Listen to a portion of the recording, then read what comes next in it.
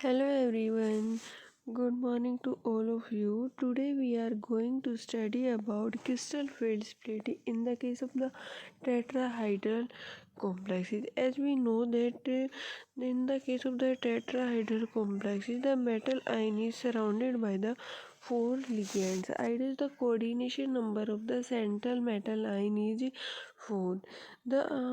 We can visualize the presence of four ligands surrounding the metal ion in tetrahedral arrangement as shown in the figure. That the four ligands they are present on the alternate corners of the cube and the metal ion is present within the center of the cube. These four ligands they are present neither along any of the axes and neither they lie in between the axes. Further, that they lie closer to the in between the axis. As the metal ion is taken here is the transition metal. As the transition metal has five metal d orbital, all of them have same energy. dxy, dyz, dzx, dx square minus y square and dz square. All of them have same energy and known as degenerate metal d orbitals. When these metal d orbitals they are placed in the present in tetrahedral ligand field, these get split into two sets T2 and E, triply triply degenerate metal d orbital and doubly degenerate metal d orbital. Further, further as the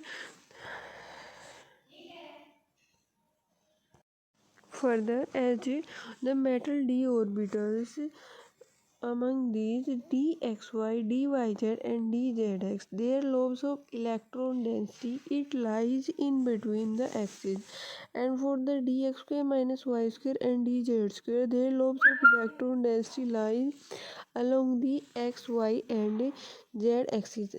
Ines in the case of dx square minus y square, lobes of electron density lie along the x-axis and y-axis. In the case of dz square, the lobes of electron density lie along the z-axis and in the xy plane.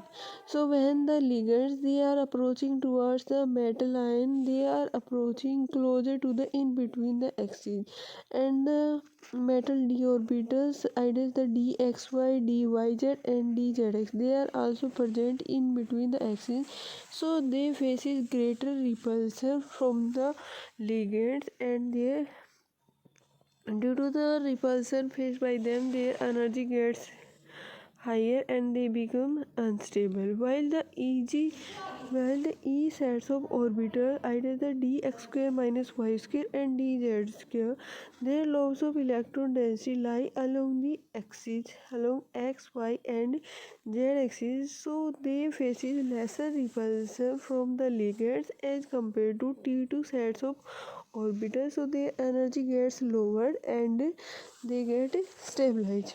This can be represented as diagrammatically as in the shown in the figure, that in the stage first all of the five metal d orbitals of the metal have same energy are known as degenerate metal d orbitals.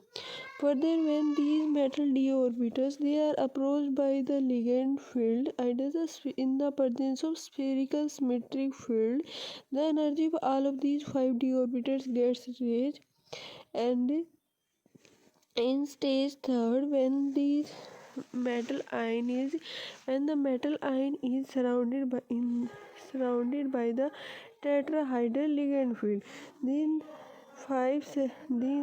then these five metal d orbitals they get split into two sets of orbital T2 and E.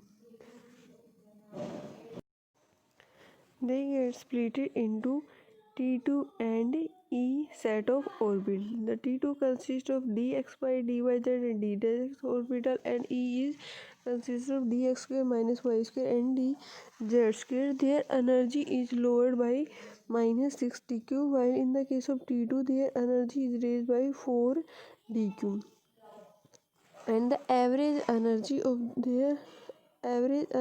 all of the 5 metal d orbitals remains same, that is known as Barry-Center rule. The energy difference between the T2 and E orbital is known as crystal field stabilization energy. As we have already told that in the case of the T2 sets of orbital, their loss of electron density, it lies closer to the ligand, so their energy is raised, while in the case of the E orbital, their loss of electron density lies along the axis, while the ligands, they are approaching closer to the in between the axis, so their energy is lowered. And further, why their energy is lowered by -6 dq, that can be compared by that, as in the case of the E orbital, E sets of orbital, there is decrease in the energy of 2 of metal d orbitals as compared to 3. So we can calculate by, for decrease we use sign -3/5 delta naught, and delta naught is equal to है 10 dq. So energy is lowered by -0.6 delta naught, that can be equal to -6 dq. Similarly, in the case of T2, their energy is raised as compared to two sets of E orbitals, which are lowered out of total 5 metal d orbitals. So their energy is raised by plus, for increase, plus 2/5 delta naught, this comes out to be 0.4 delta naught, so we can write it is 4 dq, right? So here the question that can be asked from is, what do you mean by crystal field stabilization energy? What do you mean by Barry-Center rule? So crystal field stabilization energy is the energy difference between the T2 and E sets of the orbital, and according to the Barry-Center rule, the average energy of metal d orbital, it always remains same, right? So as we have seen in the figure that the energy difference between T2 and E is known as crystal field stabilization energy. In the case of the tetrahedral ligand field, when the metal ion is surrounded by the four ligands, the value of crystal field stabilization energy, it comes out to be lower as compared to in the case of the octahedral complexes, when the metal ion is surrounded by the six ligands which are present at the corners of the octahedron. So we have to find out what are the reasons behind it. It's also a prominent question that can be asked, what are the reasons why the value of crystal field stabilization energy in the case of the tetrahedral complexes is lesser as compared to in the case of the octahedral complexes. The reasons behind it are mainly two reasons. First one is that in the case of the tetrahedral complexes, the metal ion is surrounded by the four ligands, while in the case of the octahedral complexes, there are the six ligands that are present surrounding the metal ion. So smaller is the number of ligands, smaller will be the crystal field splitting. This is the first reason due to which the crystal field splitting in the case of the tetrahedral complexes is comes out to be about 2/3 lesser as compared to the octahedral. Second reason is due to that in the case of the tetrahedral ligand field, none of the ligand is approaching directly towards the metal ion, or we can say that there is no direct approach of the metal d orbital and the ligands towards each other, due to which there is the splitting observed is lesser. Because of this also, two-thirds two-thirds lesser crystal field splitting is observed as compared to the octahedral ligand field. So total the crystal field splitting in the case of the tetrahedral complexes is comes out to be 4 by 9 lesser as compared to in the case of the octahedral complexes, that is delta T is equal to 4 by 9 of delta naught. Further, the next question that arises from the crystal field splitting in tetrahedral complexes is the what are why the tetrahedral complexes formed are always high spin complexes. The complexes that are formed by the in the presence of tetrahedral ligand field are always high spin complexes. What are the reasons behind it? As we have told that in the case of the tetrahedral ligand field, the crystal field stabilization energy is lesser. So means crystal field splitting is lesser.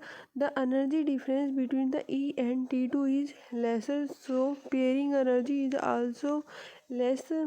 That will lead to the electrons they jump directly from singly occupied from E then to T2 orbital.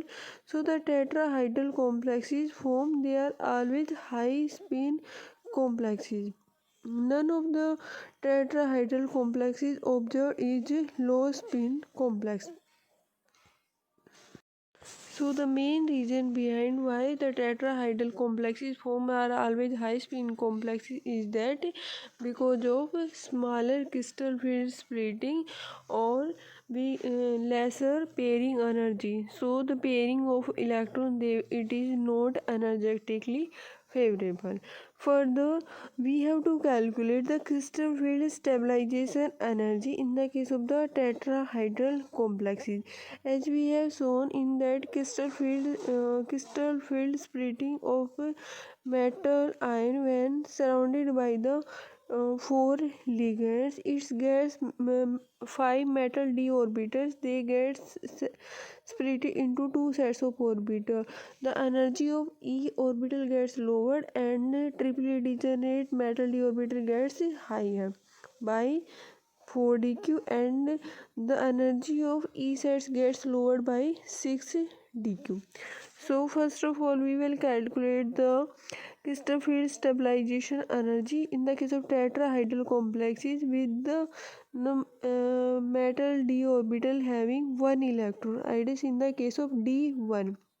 As in you can see in the figure that in the case of D1 there is only one electron occupying the E set of orbital having electronic configuration E1. So its energy is lower, it comes out to be CFSE will be minus 6 dq. In the case of D2, when E set have energy lowered by minus 6 dq, there are two electrons. For each electron, their energy is minus 6 dq. For two electron, it will be come out to be 2 into minus 6 dq, that is your minus 12 dq.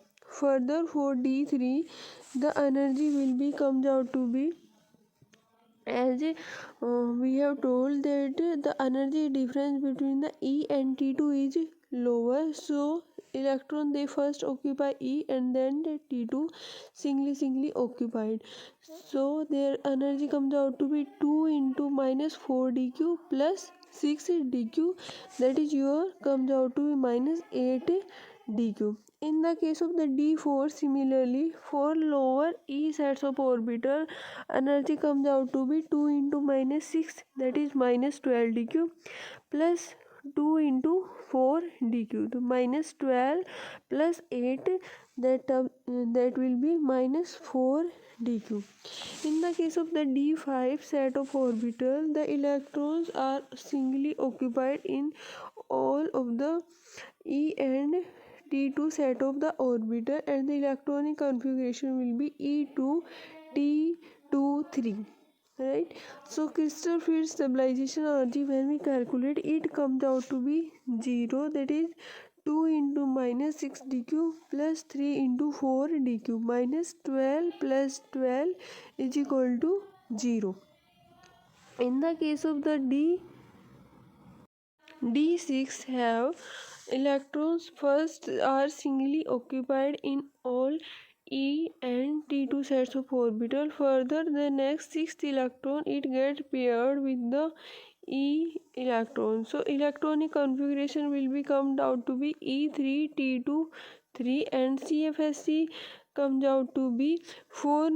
The electrons that are occupied in the e sets of orbital, their energy is lowered by minus 6 dq, that is 3 into minus 6 dq plus 3 into plus 4 dq for T2 sets of orbital, and will comes out to be minus 6 dq.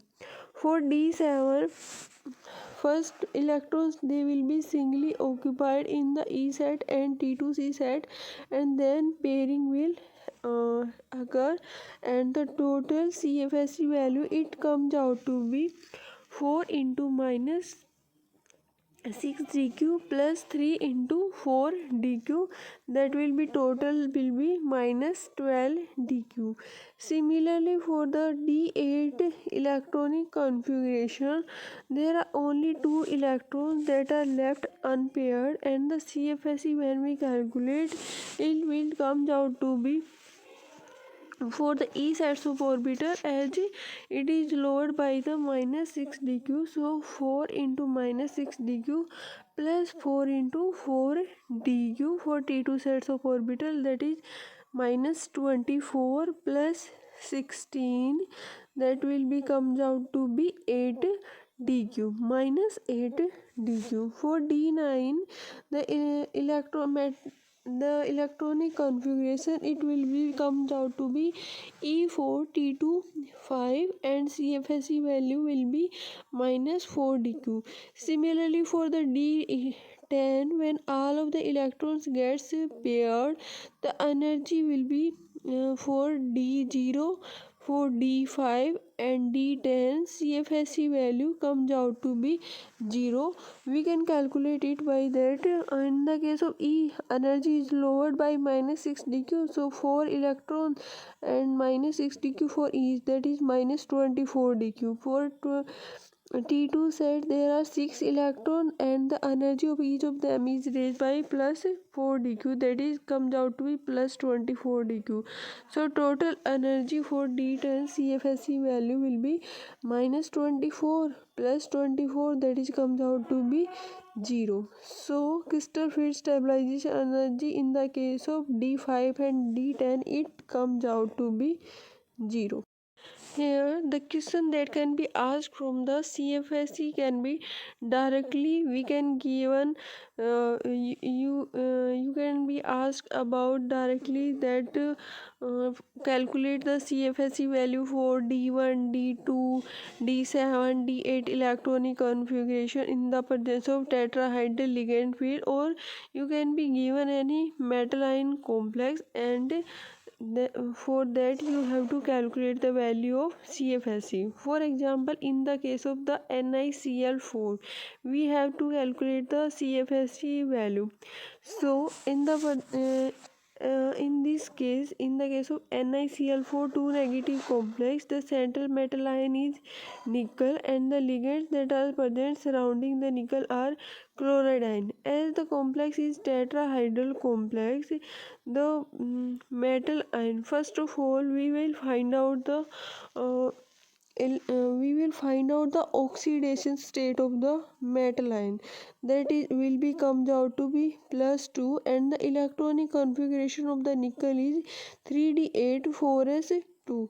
For this in this complex we have noted that the oxidation state of nickel is plus 2, so the electronic configuration for nickel plus 2 will be comes out to be 3d8, right?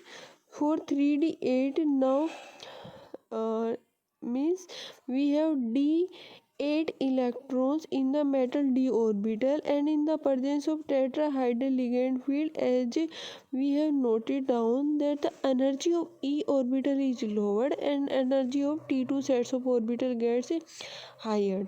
So we have to fill up the 8 electrons in the presence of weak field ligand, or we can say that these complexes that are formed in the case of tetrahedral complexes are always high spin complexes. So first the electrons they are singly occupied, then pairing of electron will occur, and we can find out the CFSE value. So the electronic configuration for the nickel plus 2 will be E4T24, and the CFSE value it comes out to be for the electrons in the E set of orbital are 4, their energy is lowered by -6 dq. So 4 into -6 dq plus the number of electrons in the upper T2 sets of orbital is 4, and their energy is raised by plus 4 dq. So total energy will be minus 24 dq plus 16 dq, that will be comes out to be minus 8 dq. So similarly we can find the crystal field stabilization energy for any of the tetrahedral complexes given in the uh, given in any question, right? Next is your question is we have to find out the crystal fields. We have to draw the crystal field energy level diagram in the case of FeCl4 negative, and also we have to calculate the number of unpaired electron. As we can see that in the case of FeCl4 negative, the central metal ion present is Fe, that is your iron, right? We have to first of all find out the oxidation state of the iron, that will be comes out to be 3, means that is your ferrous ion is present. The electronic configuration of the iron is 3d6 4s2. For this complex the electronic configuration will become in the Fe3 plus the electronic configuration will be 3d5. Now as we know, in the presence of tetrahedral ligand field, here the Fe is surrounded by the 4 uh, chloride ion ligands. So the energy of 5 metal d orbitals, its gas splits into E and T2 sets of orbital. For E set of orbital the energy is lower, and T2 sets of orbital its energy is higher. We have in the case of Fe3 plus ferrous ion, here 3d5 electronic configuration. So we have to fill up the E and T2 sets with 5 electrons. Each of them get singly occupied, as the tetrahedral complexes are always high spin complexes, and the electronic configuration comes out to be E2 T2 3. Now the next question that is asked from here is we have to calculate the number of unpaired electrons that are present in it. The number of electrons present here, we can directly see that the number of unpaired electrons here present are 5. Two unpaired electrons that are present in the E set of orbital, and 3 electrons they are present in the T2 set of orbital. So total number of unpaired electrons present are. So the questions that can be asked from this topic can be first they can ask explain crystal field splitting in the case of the tetrahedral complexes. Second that can be asked from here is that explain why or the what are the reasons for the small value of crystal field stabilization energy in the case of the tetrahedral complexes as compared to octahedral complexes. The third question that can arise from here is that why the tetrahedral complexes are always high spin complexes, means no low spin complexes form. Or and next one that can be asked from here is calculation of crystal field stabilization energy in the case of the tetrahedral complexes. They can give you directly any one of the metal d electronic configuration IDS d1 to d10, or they can give any one of the tetrahedral complex and ask the CFSE value, that as we have done in the case of NiCl4 or FeCl4. 4. The next question that can arise from here is that in the case of the tetrahedral complexes, the five metal d orbitals, they get split into two sets of orbital E and T2. And while in the case of the tetrahedral complexes, the energy of E sets gets lowered and the for T2 sets energy gets higher. While in the case of the octahedral complexes, when the metal is surrounded by the six ligands, we can compare that in the case of octahedral, these five metal d orbital, they get split into two sets of orbital.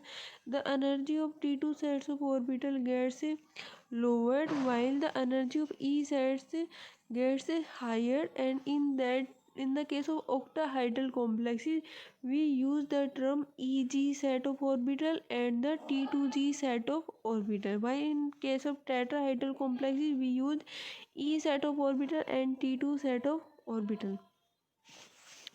In the case of octahedral complexes, the splitting observed is completely reverse of that in the case of the tetrahedral complexes. Either the energy of T2G set of orbital gets lowered and the energy of EG set of orbital gets higher. The reason behind it the reason for this is that in the case of the octahedral complexes, the ligands, they are approaching directly along the axis, along the x-axis, y-axis or z-axis, while in the case of the tetrahedral complexes, none of the ligand is approaching directly along the axis. That's why the T2 sets of orbital dxy, dyz and dzx, as they are lying in between the axes, and the ligands which are approaching directly along the axis in the case of the octahedral complexes, they faces lesser repulsion, so T2G sets of orbital, their energy is lowered, while the case of EG orbital, their energy is. So the question that are asked from here, from this topic, are first one is that why, the same as I have told, why the magnitude of crystal field splitting in the case of the tetrahedral complex is smaller as compared to the octahedral complexes. Next one is your calculation of crystal field splitting energy, and the, or we can say the next one question that is asked from here is that explain why all the tetrahedral complexes form are always high spin complexes. So